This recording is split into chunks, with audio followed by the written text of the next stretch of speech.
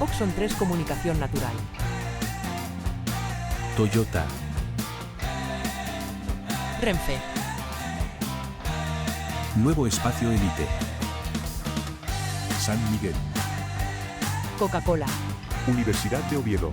Acción Cultural Española. El Ayuntamiento de Gijón y el Gobierno del Principado de Asturias. Patrocinan la 37ª edición de la Semana Negra.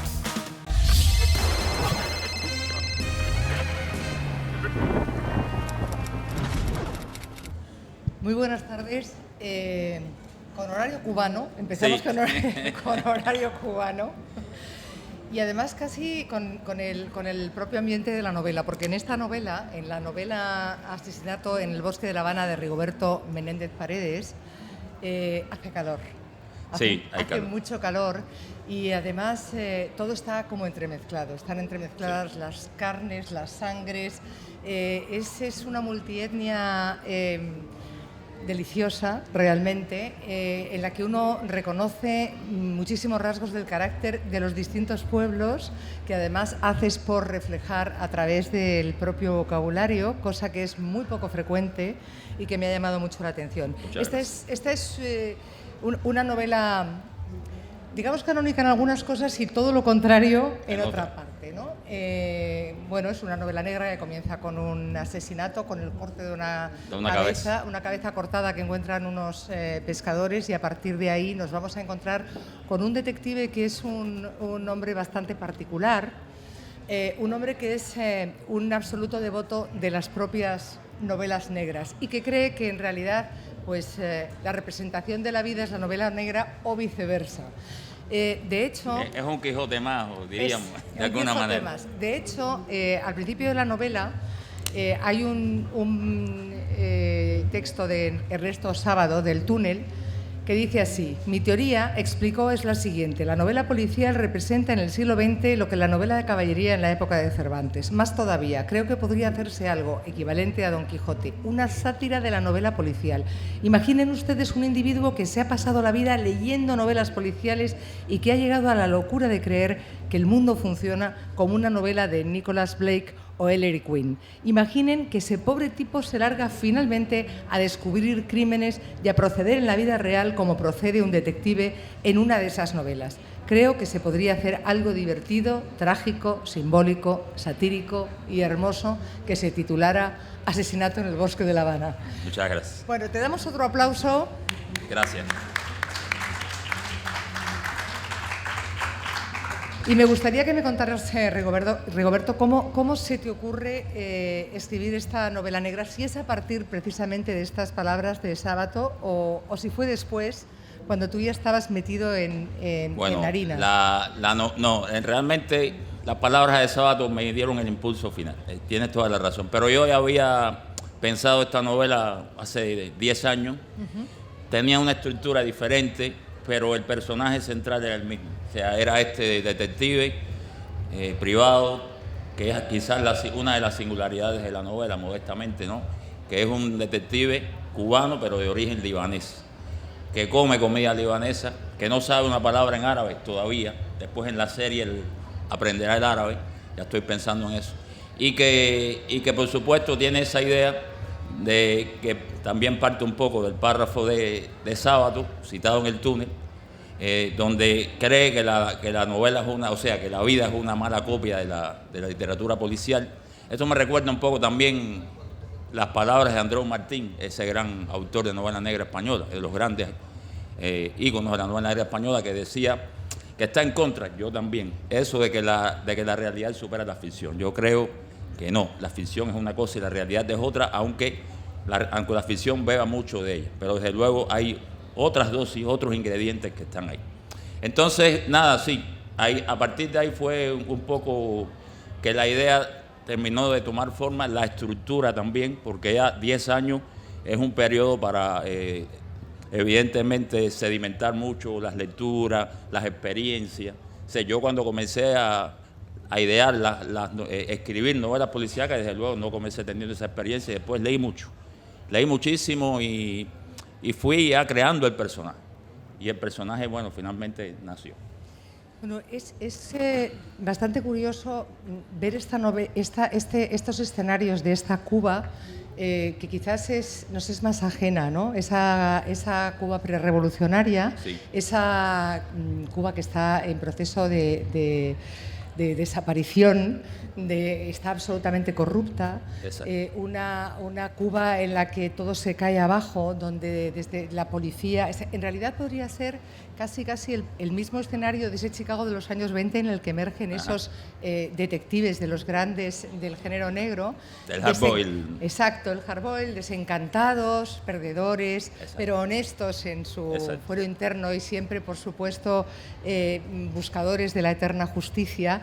Y es muy curioso realmente ver cómo aquí este hombre no solamente se enfrenta a todo lo que hay, este detective tuyo, sino que de alguna manera se entrevera con los propios personajes. O sea, el mundo de la prostitución, por ejemplo, que está muy presente en esa Cuba muy prostituida, no solo por las mujeres, sino por todas las circunstancias, y él está muy presente porque son parte fundamental en la trama, pero él vive además un amor con una prostituta. Fíjate que he encontrado algunos elementos de unión con Vázquez de Montalbán, que tenía una novia prostituta, que además le daba mucha importancia a todo el mundo de la comida, en fin, que también era bastante Quijote. A ver, Marta, yo pienso que este es, de alguna manera puede ser o un Philip Marlowe cubano-libanés, pero más un Pepe Carvalho cubano-libanés. A mí me ha parecido más. Porque la Cuba que narra una novela es la Cuba de 1947. A ver, para acercarlos un poco en el tiempo, en el espacio y en el país, ¿no? Esta es una Cuba pre-dictadura de Batista, o sea, todavía no había llegado al poder Batista por las armas. Fulgencio Batista, un general, digamos que un franco, un caudillo, y como muchos caudillos autoritarios latinoamericanos, Cuba estuvo impregnada de estos caudillos, sobre todo de dos: el general Gerardo Machado, que fue general de las guerras de independencia, y el general Batista. Pero en el año 47 había un gobierno democrático, un partido, se llama el Partido Auténtico, es el que estaba en el poder, pero por supuesto había mucha corrupción y había lo que se llama el ganterismo. El ganterismo eran pandillas que surgieron de los revolucionarios que lucharon contra la dictadura de Machado, pero se tornaron pistoleros, pandillas que realmente ejercían la presión, el acoso, la intimidación de las personas, el soborno, etcétera, y tenían mucho poder. Y los partidos auténticos no lograron realmente frenar este tema del ganterismo. Respecto a la prostitución, efectivamente, en Cuba la prostitución estaba tolerada, pero en barrios. O sea, estaban diferentes barrios, que aquí de alguna manera se menciona, el barrio de Colón, el barrio San Isidro, etcétera. Y tenía un gran peso en la vida nacional. De hecho, no solamente la prostitución de los barrios, había otra manera, como en todos los países, otras maneras de ejercer esa prostitución. Y eso es lo que yo quería mostrar, o sea, la Cuba del pasado, la Cuba pluripartidista que está también ahí presente, que sí, que es una Cuba que se brinda mucho a los lectores en los libros de historia, pero muy poco, salvo mi gran ilustre colega, que está aquí también, o sea, que está aquí en la Semana Negra, como casi siempre, Leonardo Padura. Salvo él y quizás alguno que otro, el retrato de esta Cuba, pluriétnica, fíjense, estoy hablando de una Cuba que era un país de inmigración, hoy es todo lo contrario.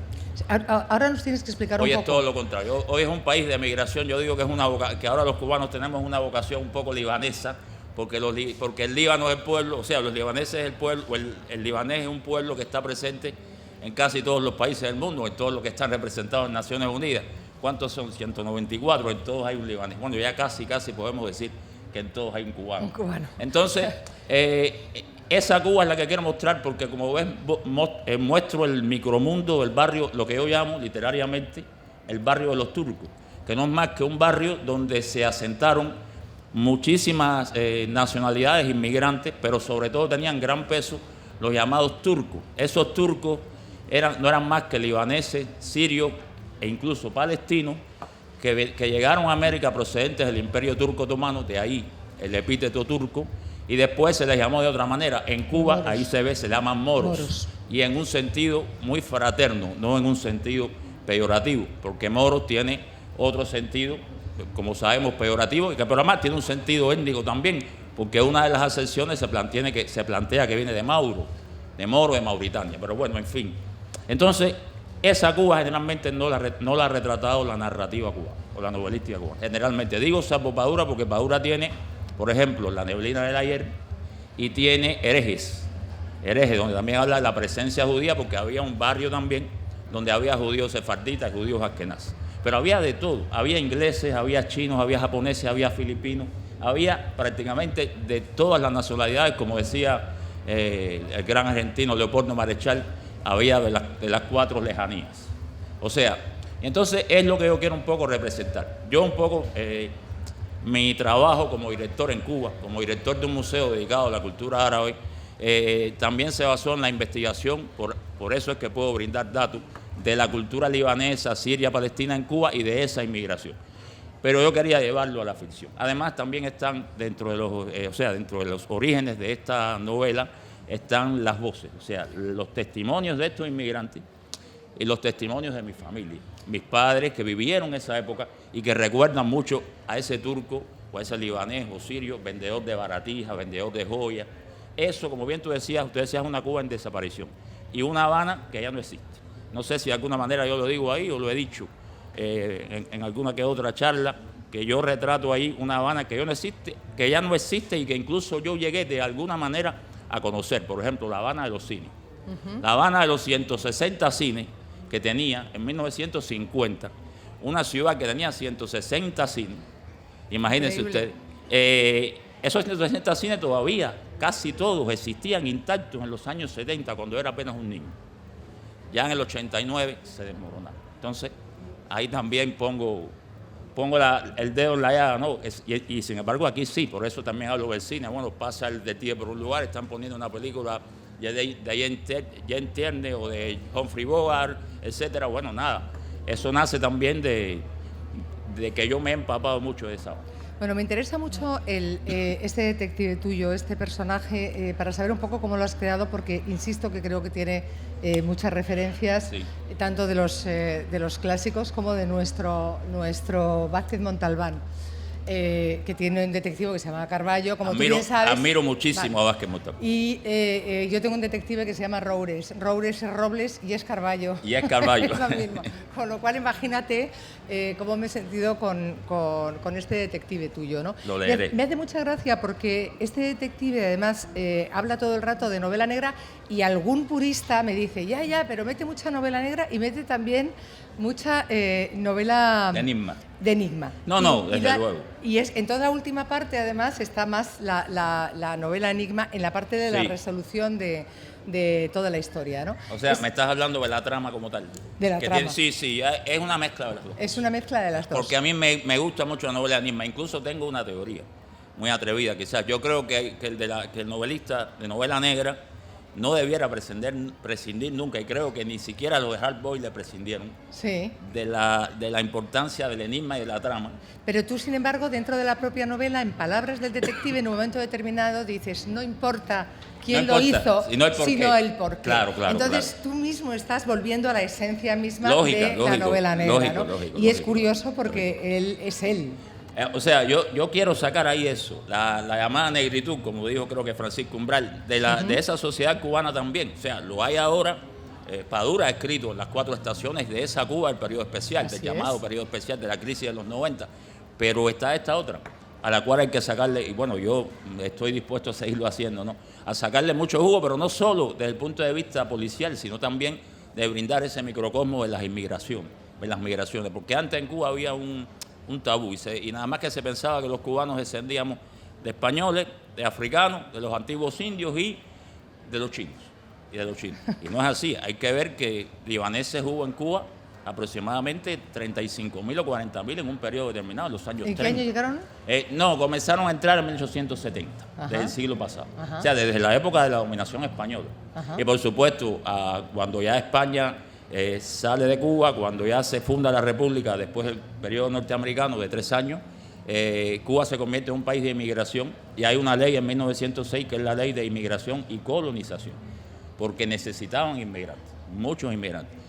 Por eso digo, era un país de inmigración. Hoy es al revés. Oye, algo que también es muy importante y que pesa mucho, lo decía al principio cuando hablaba del calor, del ambiente, de esa Cuba que tú describes, es la propia arquitectura de la ciudad. Es muy sorprendente cómo está reflejada y es esa Cuba distinta, que yo he estado en Cuba y evidentemente no es la Cuba que yo he conocido, ¿no? Sí, a ver, el barrio de los Turcos, por ejemplo, te confieso que yo viví en el barrio de los Turcos, o yo me crié en el barrio de los Turcos, en una zona que se conoce como Los Sitios, quizás no tan cerca de la iglesia, la iglesia de San Juan Tadeo y San Nicolás, un poquito más acá, pero es una zona donde hay mucha arquitectura colonial, pero sobre todo también arquitectura ya del siglo XX, arquitectura ecléctica, que es muy bonita, Y entonces, esa arquitectura, por supuesto, en esa época se conservaba mucho mejor. Hoy en día, lo que se ha logrado rescatar, sobre todo en la zona vieja de la ciudad, pero el resto, ya realmente lo que es Centro Habana, esta zona que yo narro aquí, está realmente muy depauperada,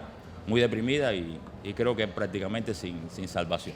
Y en esa época, como tú bien decías, había una Cuba así, ¿no? Una Cuba en la que había mucha delincuencia, había mucha prostitución, como dices, que estaba permitida, pero también había trata de mujeres. Vemos que hay una segunda... Es la historia secundaria, porque como ves en el primer párrafo, el detective tenía un caso pendiente por resolver. Y es el caso ese clásico, que se ve mucho ahora en las telenovelas, en las series, de las muchachas que prostituyen y la van a embarcar a otro país y entonces ahí sucede lo mismo. Por desgracia es clásico casi desde también siempre. También es una Cuba, Marta, que por supuesto tenía espacio, o sea, quiero también un poco dentro de los méritos quizás, que tenía espacios para muchas personas, a los que pudieran llegar. O sea, era una Cuba plural en todos los sentidos. Y ojo, no había generalmente, o por lo menos desde el Estado, casi nunca había xenofobia hacia los inmigrantes, porque necesitaban al inmigrante. Salvo los casos de los haitianos y los americanos en algún periodo de la historia, en los años 10, 20 del siglo pasado, casi nunca eran rechazados. Digo, desde el punto de vista general del Estado. Ahora sí, había medios de prensa que los rechazaban según al medio o a la clase social que representaban, desde luego. ¿Entiendes? Como también está el tema de la raza negra. Es cierto que hasta el propio Batista era rechazado de ciertos lugares por ser negro. Y que Benny Moré, el gran cantante Benny Moré, también era rechazado. Esto es verdad, esto no es mentira. Como también es cierto que había, por ejemplo, en mi familia conocieron un abogado de Cárdenas negro, un hombre muy culto de un partido político, que era una gran personalidad. Igual vivía en la zona del Vedado, que de alguna manera aquí también yo hablo de la zona del Vedado. Vivía ahí, o sea, podía pagar un alquiler ahí. El año, por ejemplo, 50, pagar 50 pesos pesos de alquiler era muchísimo. ¿Entiendes? Entonces, está el tema de los precios también. Tuve que imbuirme un poco porque, como bien sabes, nosotros los narradores tenemos que imbuirnos de todo eso. Evidentemente, porque ¿cuánto costaba una mercancía en la época que era? Entonces, incluso mi esposa me decía, no, cuidado, porque aquí hablaste de tanta cantidad de pesos y creo que eso era mucho. Y yo le dije, bueno, no, pero... Y entonces yo le explico, es verdad. Es que las novelas, o sea, tú decías antes que tú no crees que la realidad supere a la ficción, como decía... Andreu Martín. Bueno, Andreu Martínez, y antes que él creó Oscar Wilde. Pero antes de él Oscar Wilde. Pero, sin embargo, Pedro León, director de cine español, decía que las novelas no son reales, ni tienen que parecer reales, pero tienen que resultar verosímiles. Verosímiles, sí. Y para ser verosímiles tienen que estar apuntaladas en todos tienen que ser, no, desde luego, datos desde luego. Que tú dices. Y más la novela. Yo negaba esta novela como novela. A ver, no es que negaba, pero un profesor mío me decía, esto es novela histórica. Yo dije, no es novela histórica, es novela policial. Y él me decía, sí. Porque toda novela, a lo mejor tú sabes eso, toda novela que esté escrita o que refleje años antes del nacimiento del autor es histórica ya de alguna manera. ¿Ah, sí? Sí, yo me enteré por él, me decía eso. ¿En qué año tú naciste? Dije, bueno, en el 63, pero esto es el año 47.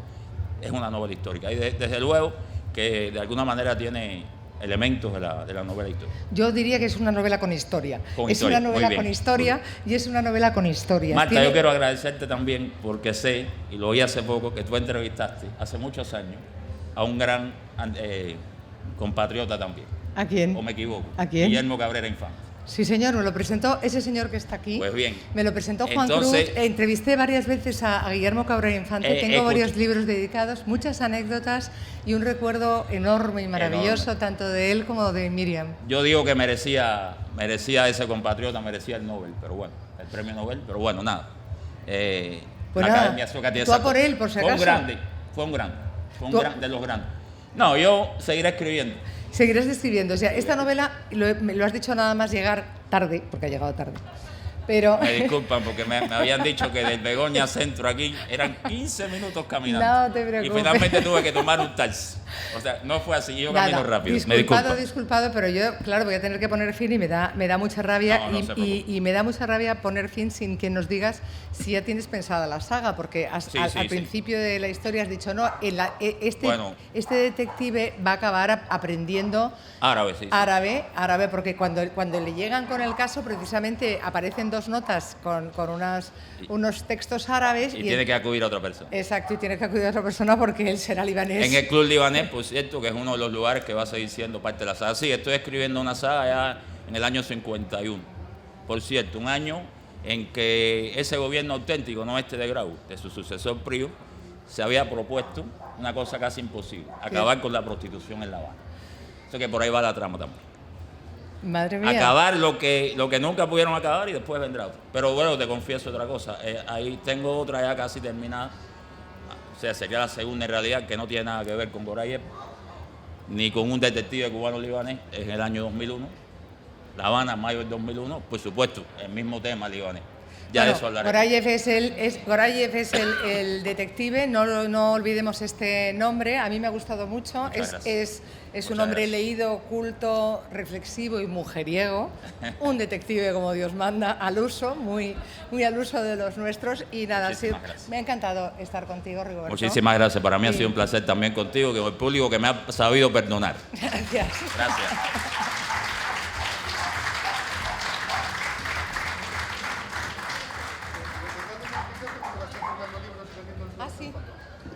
Perdonadme, va a estar, Rigoberto va a estar en ¿dónde va a estar? Aquí. Ahí al fondo va a estar firmando libros, así que si queréis conocerlo un poquito más, merece la pena. Hasta luego. Oxon 3 Comunicación Natural. Toyota. Renfe. Nuevo Espacio Elite. San Miguel. Coca-Cola. Universidad de Oviedo. Acción Cultural Española. El Ayuntamiento de Gijón y el Gobierno del Principado de Asturias. Patrocinan la 37ª edición de la Semana Negra.